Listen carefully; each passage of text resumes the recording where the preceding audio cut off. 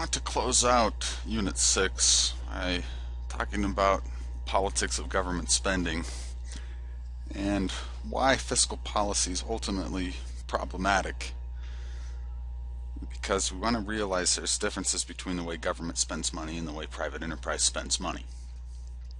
Okay, let's just start off by identifying the essential problem with politics, and that's what I like to call the OPM problem, the money problem.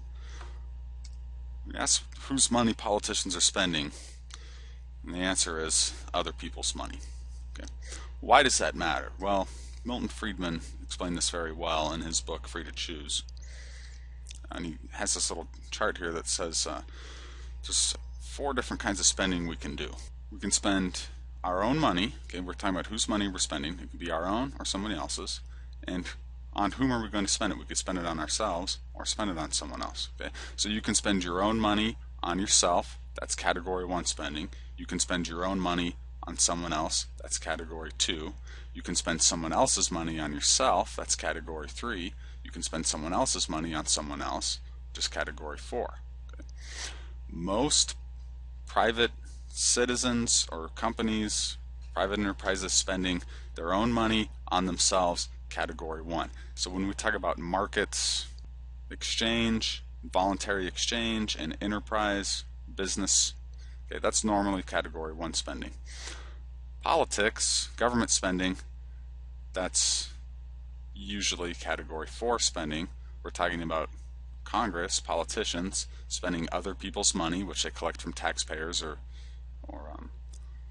bondholders, and spending it on other people, which are the constituencies and interest groups of the political system. Okay, and now what Friedman's arguing here is basically just that you're going to be careful spending your own money. You're going to be careful spending money on yourself. Okay, you're going to try to get good value. You're going to try to economize. You're going to try to minimize expenditures and maximize benefits. Down here, spending someone else's money on someone else, you're just going to have weaker incentives to economize and weaker incentives to try to generate value with that spending. Okay, there's going to be a much stronger tendency for this to be wasteful spending, and there's going to be a much stronger tendency for this up here, category 1, to be efficient spending.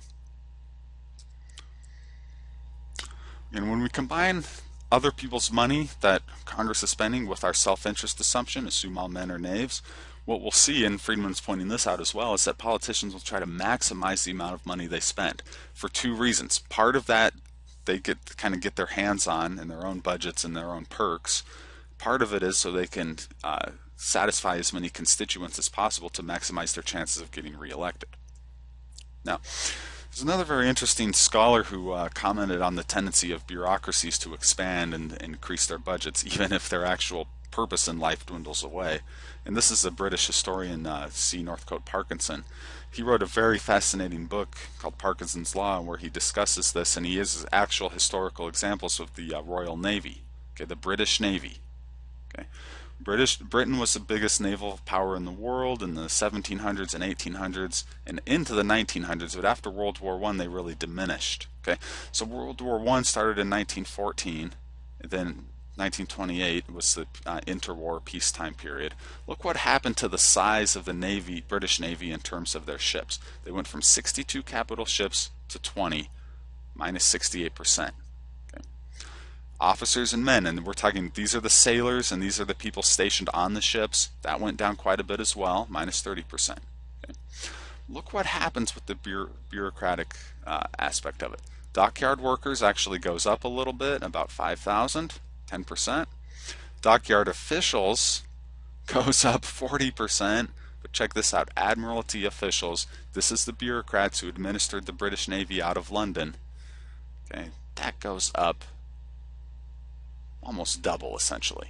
Okay, the function is diminished here, but the bureaucracy over here expands. Okay, bureaucracy has strong tendencies to maximize their budgets and to continually expand. And there's lots of other historical examples you can look at. Okay, so we shouldn't be surprised by the growth in government spending. Okay.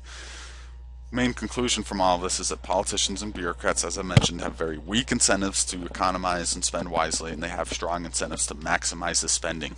Okay, so we have kind of a built-in tendency with politics to break the bank, so to speak.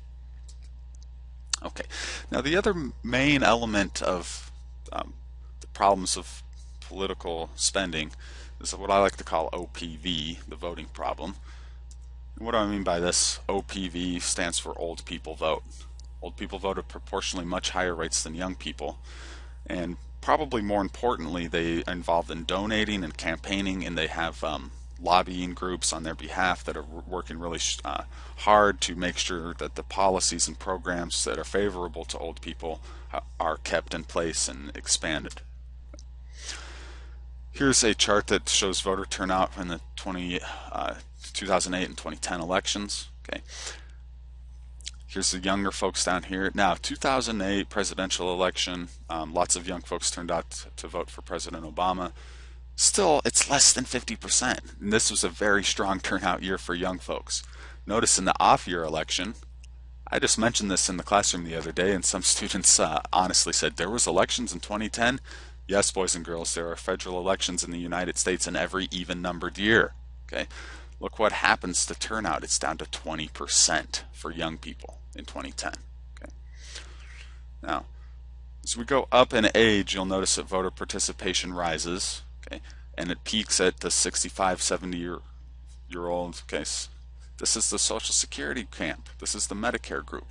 These are Social Security, Medicare voters, and they're voting at 70% levels in the big presidential year. But look, in the off year, they're still voting at 60%, 3 times higher.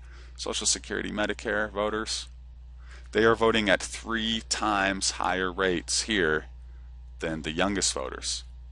I know a lot of you college folks are in this demographic down here. You're not voting. Okay.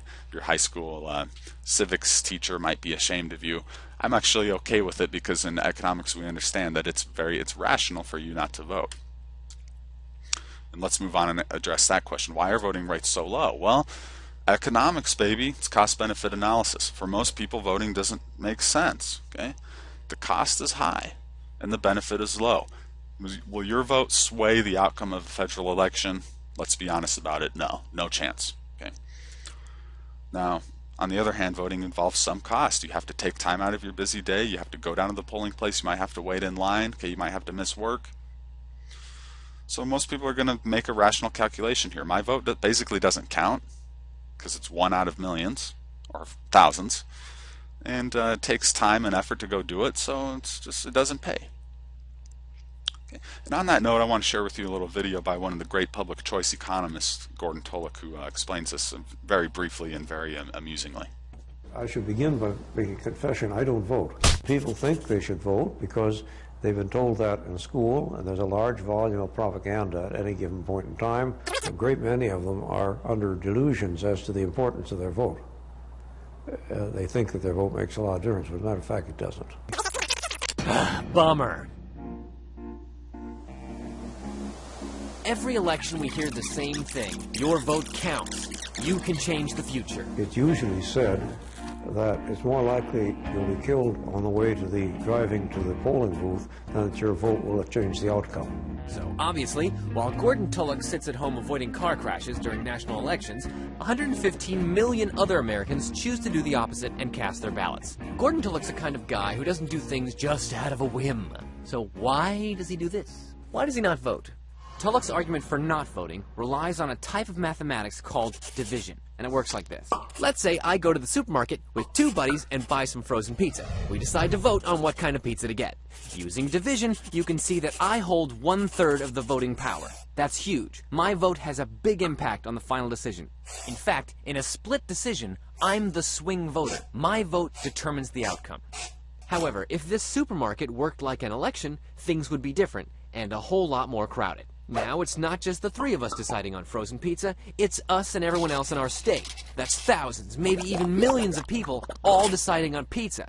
Let's divide again. In this scenario, we see that my vote is basically insignificant. The reason I don't vote is because I know that there's no likelihood my vote will affect the outcome because there's so many people voting. Well, you might say that we're not purchasing pizza, we're picking a president, and that's way more important. While it's entirely rational to not vote because of division, maybe that's not how people decide whether or not to vote. I think a great many voters just like voting. And that, of course, is the benefit, if they feel that way. As it happens, I don't. We don't just like voting. Aren't we upholding democracy? Aren't we exercising a right that people have fought and died for? Aren't we doing something for the greater good? Besides, if everyone thought like Tulloch and no one voted, we wouldn't have a democracy. But suppose nobody voted. And I respond by saying if nobody else voted, I would vote. Because I'd be all by myself picking. And the fewer other people vote, the more likely I am to vote. Really, if everyone thought like Tulloch, then they would only vote when almost nobody is voting. Which means that if nobody's voting, then everyone would think that it's the time to vote. So they would go out and vote, and then there would be too many people voting. Okay, another problem we want to address is that even the people who do vote, they typically tend to be pretty uninformed on the issues. In fact, dismally uninformed. One thing I'll do in the classroom, and you can kind of think through this exercise in your mind, is I'll do a pop quiz and I'll ask people, okay, name the President of the United States. Most people can do that, but then I say, okay, name the two U.S. senators from your home state. Now we'll get into some trouble. Name the congressman from your home district for the United States House. Most people, by this point, most people are clueless. Okay, name your state senator, name your state representative, name your city council representative from your hometown. Okay, tell me what the PPACA is. Tell me what AARA is. What was the money in AARA spent on? Okay, before we did our fiscal policy unit, you didn't know that, did you? Do you know what PPACA is? You might know it as Obamacare, but what is it all about? Well, it's a mixture of subsidies and taxes designed to incentivize people to buy health insurance. Okay.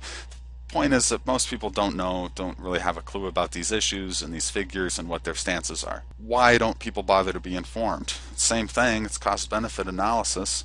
The cost of being informed is high. You have to be a nerd like me, and you don't want to be a nerd like me. You have to spend your spare time reading about econ, watching the news. Trust me, it's not a fun lifestyle. Okay, you need to evaluate. You get in debates on Facebook. Okay, it's just not worth it. Okay, so there's high cost of being informed, paying attention to what's going on in the political and the news realm, and knowing your econ and whatnot. Okay. But the informed voter's vote doesn't have any greater effect than anyone else's vote. So the benefit again is very low. So voters are rationally ignorant. And therefore what? Well, as I was discussing, people's votes are often determined on the basis of totally superficial, irrelevant, emotional things. And I'll give you a couple quick examples here from the presidential election of recent years. We're appealing to emotion here. We're appealing to irrelevant arguments about people's backgrounds. Okay. None of this is really economically relevant or policy arguments. These are just emotional arguments. Okay, and we see this on both sides. I'm not trying to be partisan here. These are just the first couple examples I found I grabbed off of the internet. But a notorious example of this kind of emotional advertising, emotional campaign rhetoric took place in the presidential election in 1964. This is when this was right after President Kennedy had been assassinated and the Vice President Johnson became president. He was running for re-election against a very conservative senator from Arizona, Barry Goldwater, the Republican. Okay. And Johnson's campaign used a very emotional kind of scaremongering tactic in this famous ad, which is called the Daisy ad. And it only aired once because it was so shockingly below the belt. But a lot of people said this kind of got the message across, and it made a substantial impact on the election. Take a look. 1, 2, 3, 4, 5, 7, 6, 8, 9, 10, 9, 8, 7, 6, 5, 4, 3, 2, 1, 0. These are the stakes. to make a world in which all of God's children can live, or to go into the dark. We must either love each other or we must die. Vote for President Johnson on November 3rd. The stakes are too high for you to stay home.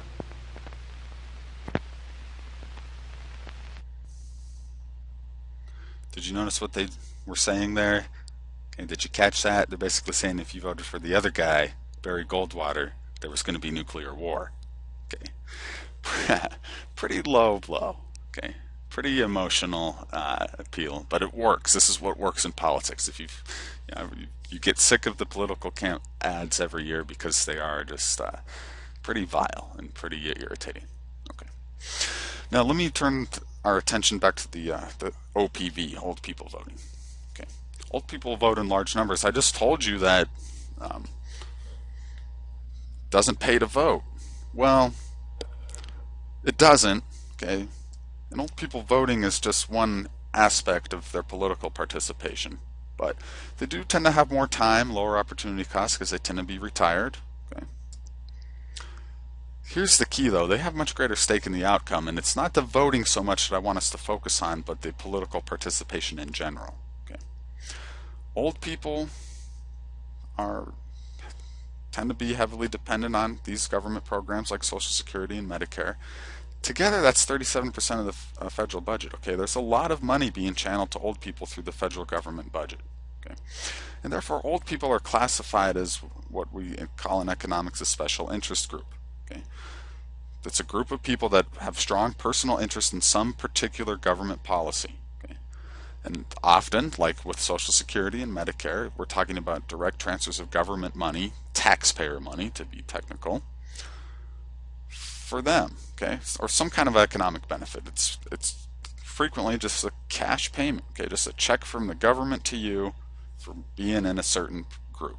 Okay? So people in this group have strong incentives to vote their interest. Okay, they're going to make sure that they vote for people who promise to maintain these programs and to maintain and enlarge their benefits. Okay. More importantly, again, voting doesn't matter. It's the donation, so that people can run the advertisements and being politically active. Okay, going out and campaigning, rallying, pressuring people in Congress, making phone calls, knocking on people's doors, holding signs at rallies, okay, and funding the lobbying organizations. Now here's some examples. Old people going on rallying for their Medicare. The lobbying group, AARP, it's a big lobbying group, American Association of Retired Persons. Their main job is lobbying Congress to protect Medicare and Social Security. Okay? They come out with these ads that say, every time there's just a whiff, the slightest whiff of a reform that would reduce spending on Medicare and Social Security, AARP shows some really vulnerable, sweet old ladies and implies that these reforms are going to throw Granny out on the street, and oh my goodness, we can't have that. Don't cut Social Security. Old people are going to be eating cat food. Okay.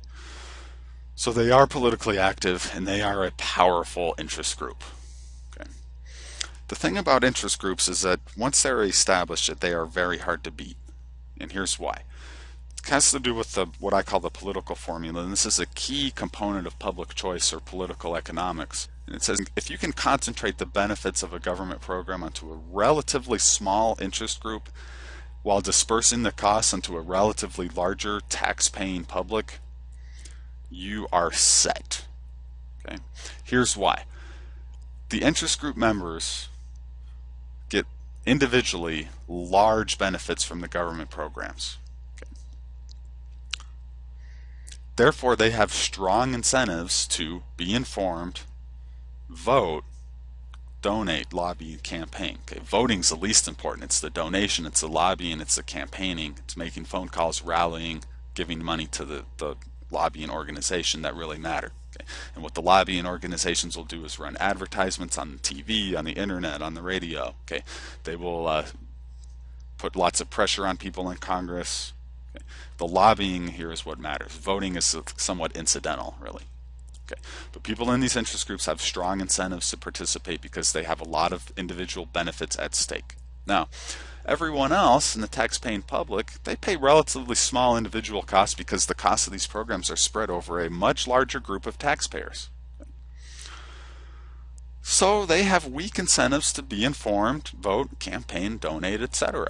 Okay? These people might be voters. Are they voting on the basis of their knowledge of these issues and the costs and benefits? No, they're probably voting on the basis of which presidential candidate has the better hairstyle. I jest, but only slightly. Okay, let me give you some examples of this formula at work. There are thousands and thousands of government programs that rely on the interest group dynamic, but I'll just give you a few quick examples, and I'll focus on one that's kind of close to home for me. Okay, concentrated benefits.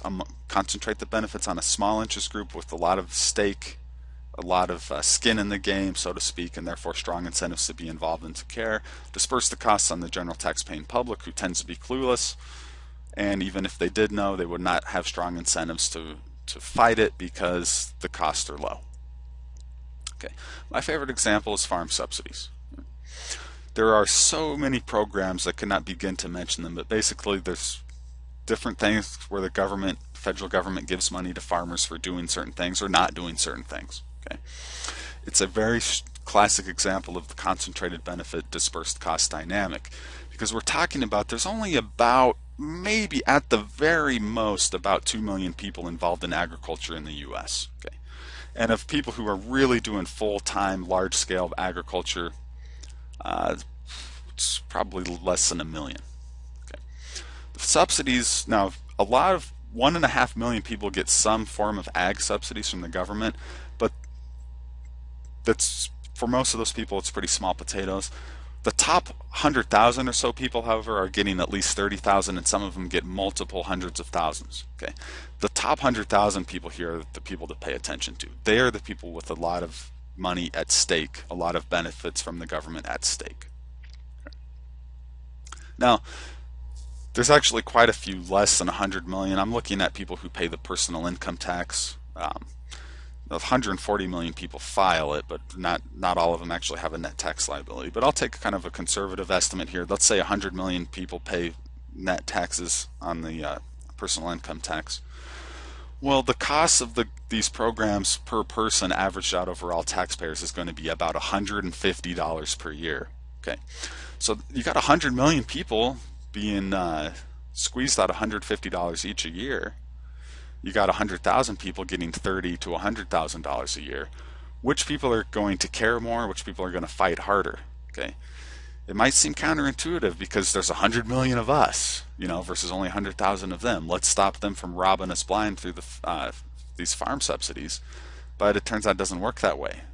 They fight much harder. They know, they care, they donate, they lobby. Do the farmers have a lobbying organization? Yep, Farm Bureau, among others. Okay, and they make sure they put pressure on the relevant people in Congress to protect their spending program.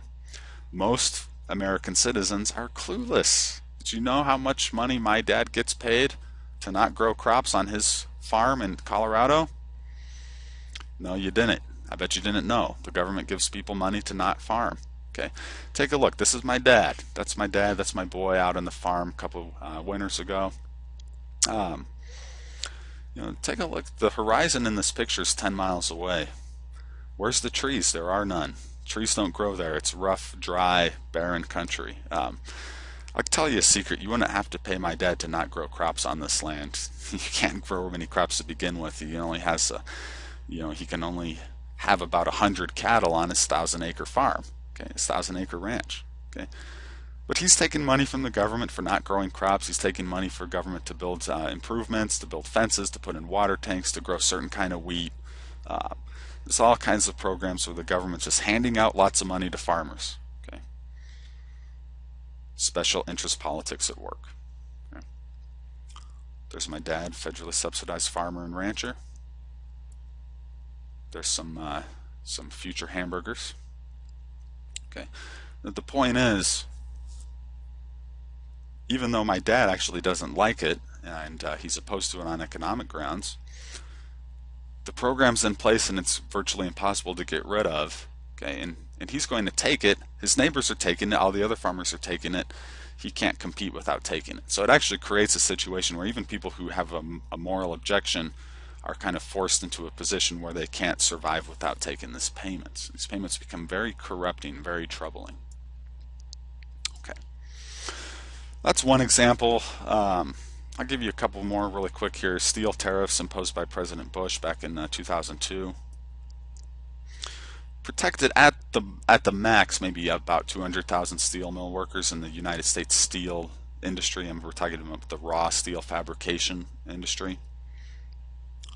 Okay, if anyone's driven through Gary on the way to Chicago, you've seen a big chunk of that steel mill up in northwest Indiana, the steel industry. Okay. Now, of course, it imposed cost on basically everyone in the country. Raise your hand if you're a consumer of steel. I'll give you a hint. Have you ever ridden in a car? Have you ever been in an office building, a college building? Do you have a refrigerator? Yeah, guess what? You're a steel consumer. Steel tariffs make steel more expensive for everybody in the country. But let me focus in particular on the 3 million workers in the manufacturing industries that are steel users. Okay, so people who are auto workers, people who work in the refrigerator factory, people who work in construction, those people are affected by higher steel costs, and that could reduce their income and earnings because their companies have to pay higher costs in general, which reduces their profitability. Okay, so you've got the 3 million steel using factory workers versus the 200,000 steel producing workers. Who wins? Well, not surprisingly, because concentrated benefits, what's at stake for those 200,000 steel workers is much, much larger than, of course, what's at stake for us, the general consumer. We might see the cost of a car go up a couple $100. The cost of a refrigerator might go up $50. Okay, but the steel mill worker, we're talking about the prospect of them keeping their job, and they might be making $80,000. Okay, so an $80,000 benefit, they're going to care, rally, fight, and be motivated. A $50, extra cost for a car or refrigerator, we're not going to know, we're not going to care. The incentives are just not in our favor. Okay, back to the old people vote. Well, let's take Medicare. Now, this is actually a really large interest group, about 50 million people, and they're getting on average about $10K a year. But still, it's relative. Okay, relative size is what matters. Taxpayers, Medicare is funded through FICA. That's every payroll employee. That's 140. That's the whole workforce, folks. That's 144 million people. They're paying about an average $3,500. Okay, 50 million Medicare recipients are receiving about $10K. Who wins? The 50 million beat the 144 million because of the incentive structure politics here. They're concentrating the benefits, dispersing the costs. That tilts the field in favor of that small, concentrated, dedicated interest groups against the uninformed, unmotivated general taxpayer. Okay, the political spending is all about special interest group politics, special interest group dynamics here. Okay, take a look back at the federal budget. Okay, and I've got the numbers in here, and I want you to realize here that basically every one of these categories represents either a single interest group or some coalition of interest groups. Okay, we could talk about with the military spending in particular. There's a whole slew of interest groups there. There's the companies that there's the defense contractors who sell goods to the government. There are the communities that house military installations. I'm from a large military town myself, Colorado Springs, Colorado. Colorado Springs has 5 military bases. Okay. Who's in favor of large military spending in Colorado Springs? Used car dealers, okay? Hotels, restaurants. Why? Basically every business that sells any kind of consumer product, because there's a huge segment of the local population that is military folks who live there, okay? And they are a big part of that community's income, okay? So the military complex gets a huge kind of melange of different people involved in the interest group dynamics. Okay. Medicare and Social Security are mainly old people. Okay. Education spending, federal grants to students, that's mainly people like me, people in the university industrial complex. Okay. And of course, you can pick a program here and we could talk about the interest group dynamics until the cows come home. Okay. So the point here is that it's basically virtually impossible to reduce federal spending. Let me go back to the interest group of note here, which is old folks. And by the way, nothing against old folks, okay? I have a grandma too.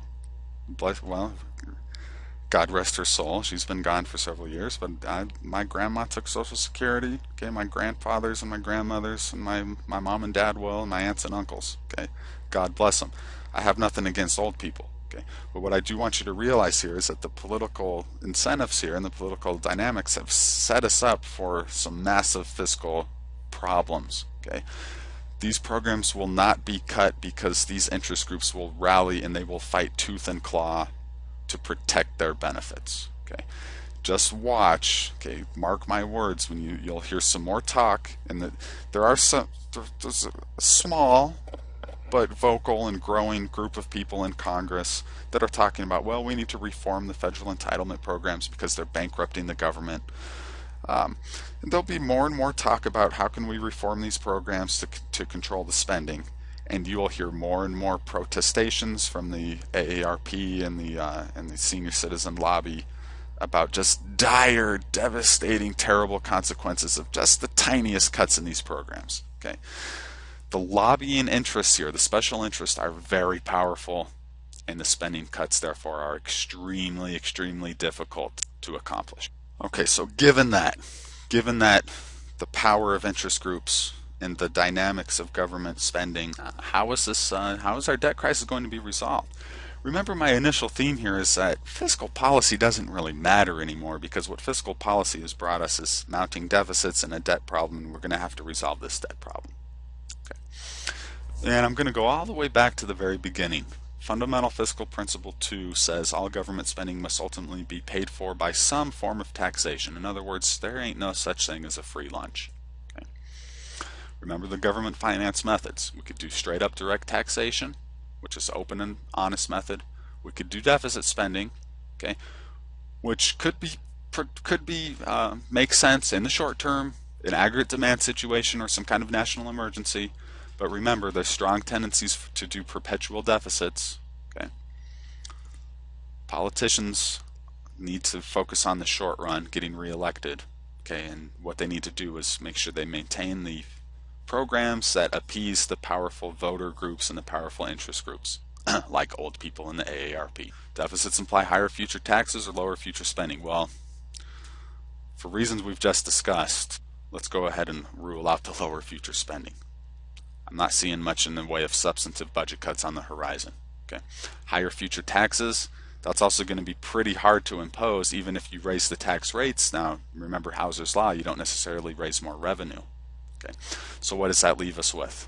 Well, that leaves us with the last resort method, the desperation method, which is printing money and using debt monetization. Kind of gobble up the real value of the debt through inflation. This is the inflation tax. Tax on savings, a transfer from late to early recipients of new money, a transfer from savers to spenders, a transfer from creditors to debtors. Who was the biggest debtor entity in the economy? Government. Government wins from inflation. The real burden of their debt goes down. Okay. And remember, this is a tax, this is a tax, this is a tax. Tax me now, right here, or tax me later. Right here or right here with the dreaded inflation tax.